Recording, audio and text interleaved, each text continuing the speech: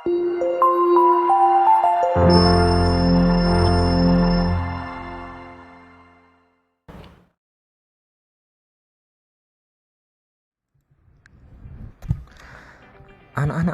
pada pertemuan kali ini kita akan mencipta kembali teks anekdot. Kompetensi pembelajaran hari ini adalah 4.6. Menciptakan kembali teks anekdot dengan memerhatikan struktur dan kebahasaan baik lisan maupun tulis. Indikator pencapaian kompetensi 1. Membedakan pola penyajian teks anekdot. 2. Menyusun teks anekdot sesuai dengan struktur isi teks anekdot dan kebahasaan. 3. Mempresentasikan teks anekdot dengan intonasi dan ekspresi yang tepat serta saling memberikan komentar. Tujuan pembelajaran yang hendak dicapai 1. Peserta didik dapat membedakan pola penyajian teks anekdot. 2. Peserta didik dapat menyusun teks anekdot sesuai dengan struktur isi teks anekdot dan kebahasaan dengan runtut. 3. Peserta didik dapat mempresentasikan teks anekdot dengan intonasi dan ekspresi yang tepat, serta saling memberikan komentar santun dan percaya diri.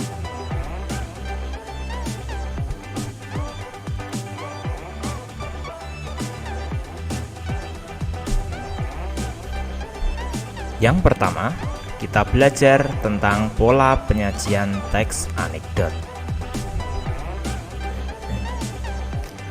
Teks anekdot dapat disajikan dalam dua bentuk, yaitu bentuk dialog maupun bentuk narasi. Bentuk dialog, kalian tahu sendiri dialog? Dialog paling tidak ada dua orang tokoh atau dua orang. Misalnya dalam contoh ini adalah Tono dan Udin. Dari contoh dialog itu, Tono, saya heran dosen ilmu politik kalau mengajar selalu duduk, tidak pernah mau berdiri. Udin, begitu saja diperhatikan si Ton. Lah, ini adalah contoh dari bentuk dialog.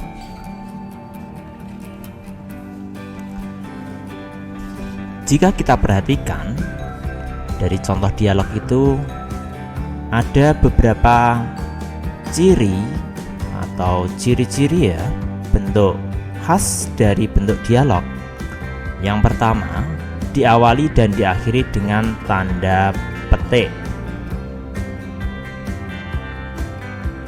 Yang kedua, huruf awal setelah tanda petik ditulis dengan huruf kapital.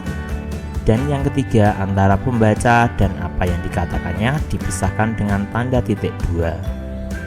Nah, itu adalah ciri-ciri dari kalimat dialog.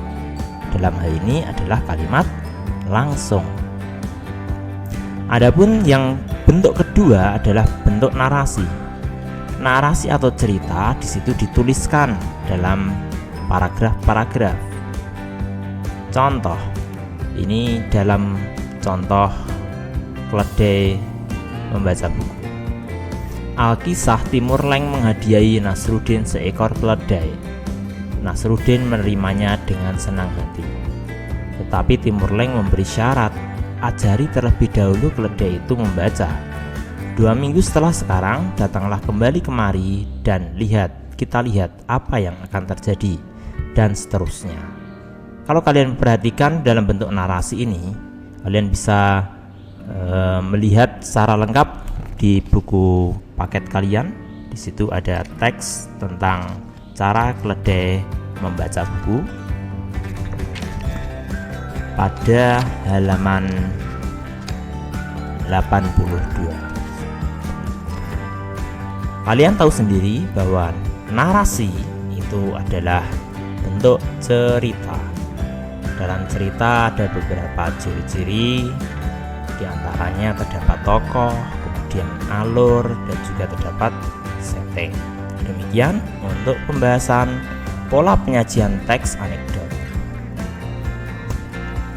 Kegiatan yang kedua adalah menceritakan kembali teks anekdot dengan pola penyajian yang berbeda. Seperti yang telah kita ketahui bahwa pola penyajian teks anekdot ada dua, seperti tadi ya, narasi dan dialog. Oleh karena itu, yang dimaksud dalam pola penyajian yang berbeda adalah Anda akan belajar mengubah bentuk anekdot, misalnya dari bentuk dialog menjadi bentuk narasi atau sebaliknya. Jika Anda diminta untuk menceritakan kembali sebuah anekdot, maka tentu bentuk narasi yang akan Anda sampaikan atau ceritakan, bukan dalam bentuk dialog.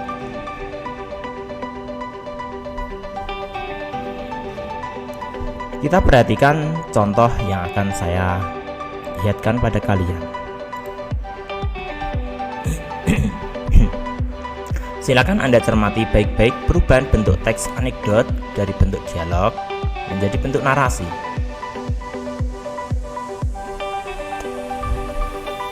Contoh anekdot bentuk dialog. Suatu ketika sebuah ambulans rumah sakit jiwa terpaksa berhenti di jalan karena ban bocor. Waktu sedang mengganti ban, si supir tidak sengaja menendang 4 baut ke selokan dan hilang. Supir: "Waduh, gimana gue mesti pasang ban kalau nggak ada bautnya?" Pasien: "Bang, copotin aja tuh 1 baut dari masing-masing 3 roda lainnya, terus pasang ke bannya. Jadi tiap ban dapat 3 baut. Ntar kalau ada toko baut tinggal beli tuh 4 baut." Supir: "Pintar juga lo. Tapi kenapa lo bisa masuk rumah sakit jiwa sih?" Pasien: "Hello, please deh. Kita ini cuma gila, bukan bego kayak lo." Itu contoh dalam bentuk dialog. Lah, kalau diubah dalam bentuk narasi seperti apa? Nah, seperti di bawah sini, kalian bisa memperhatikan. Ambulans rumah sakit jiwa terpaksa berhenti di jalan karena ban bocor. Waktu sedang mengganti ban, si supir tidak sengaja menendang 4 baut ke selokan dan hilang. Dengan panik, si supir berteriak, "Waduh, gimana gue mesti pasang ban kalau nggak ada bautnya?" Salah satu pasien gila di dalam ambulan nyeletuk, "Bang, copotin aja tuh 1 baut dari masing-masing 3 roda lainnya, terus pasang ke bannya. Jadi tiap ban dapat 3 baut. Entar kalau ada toko baut tinggal beli tuh 4 baut." Si supir langsung lega. "Pintar juga lo. Tapi kenapa lo bisa masuk rumah sakit jiwa sih?" Pasien itu menjawab, "Hello, please deh. Kita ini cuma gila, bukan bego kayak lo."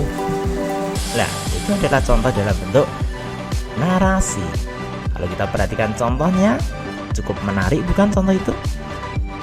Saya harapkan ketika kalian nanti selesai bekerja kelompok menulis teks anekdot dalam bentuk dialog, kalian bisa mengubah dalam bentuk narasi untuk kalian sampaikan kepada saya sebagai penilaian berbicara atau penilaian mengungkapkan kembali cerita anekdot.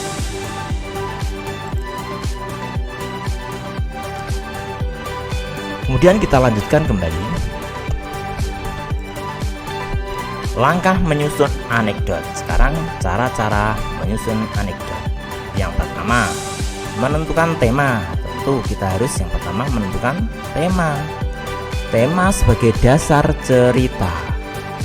Dengan tema nanti kita bisa menentukan bagian-bagian atau struktur yang lainnya.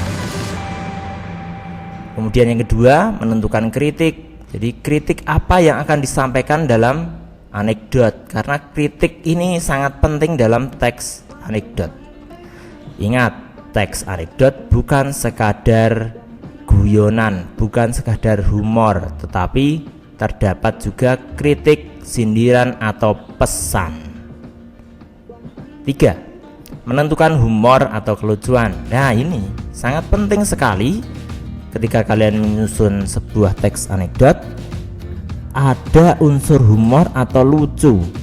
Jangan sampai anekdot yang kalian susun itu dalam tanda kutip garing. seolah-olah membuat lucu tetapi tidak lucu. Silahkan kalian nanti susun secara kelompok bagaimana membuat sebuah teks anekdot yang bisa menghibur orang lain dan tentu saja memiliki maksud dibalik hiburan itu atau tujuan dibalik hiburan itu. Jadi jangan sampai anekdot yang kalian susun anekdot yang garing atau tidak lucu. 4. Menentukan tokoh. Nah, tokoh sangat penting juga dalam sebuah anekdot. Dalam sebuah cerita itu sangat penting. Kalau cerita tidak ada tokoh, bukan sebuah cerita itu. Nomor 5. Merancang struktur teks. Ya, seperti yang sudah kita pelajari, struktur teks itu ada abstraksi, orientasi, krisis, reaksi, dan koda. Diusahakan ketika menyusun teks anekdot, semua struktur tercakup dalam rancangan anekdot kalian. Jangan sampai meninggalkan satu struktur, misalnya koda kalian tinggalkan. Bagaimana kalau misalnya ditinggalkan? Tidak apa-apa, tapi secara struktur teks anekdot itu tidak lengkap. Yang keenam, menyusun alur. Jalan cerita secara ringkas silahkan kalian susun agar jelas apa yang akan kalian sampaikan. Yang ketujuh, menentukan pola penyajian. Ingat, pola penyajian ada 2, dialog dan narasi. Selanjutnya kita akan berlatih untuk menyusun teks anekdot. Ya, sebelumnya mari kita perhatikan gambar yang ada dalam video ini. Dalam gambar itu tampak ada seorang yang mengenakan baju tahanan KPK. Ada orang yang menertawakan, hahaha, Anda memang pantes. Terus orang yang mengenakan baju KPK itu berkata, pengen punya rompi paling mahal, korupsi dulu dong. Ya, dari gambar itu kita akan mencoba untuk menyusun teks anekdot. Dalam menyusun teks anekdot, alangkah baiknya dirancang dalam bentuk tabel. Tujuannya agar jelas seperti dengan format berikut ini. Ya, formatnya demikian. Ini sesuai dengan buku teks kalian dan juga sesuai dengan bahan ajar yang sudah saya unggah di Elisda. Semacam ini, coba kita perhatikan. Tadi gambar tentang seseorang yang memakai baju tahanan KPK. Temanya adalah baju tahanan KPK, atau bisa dengan tema hukum misalnya.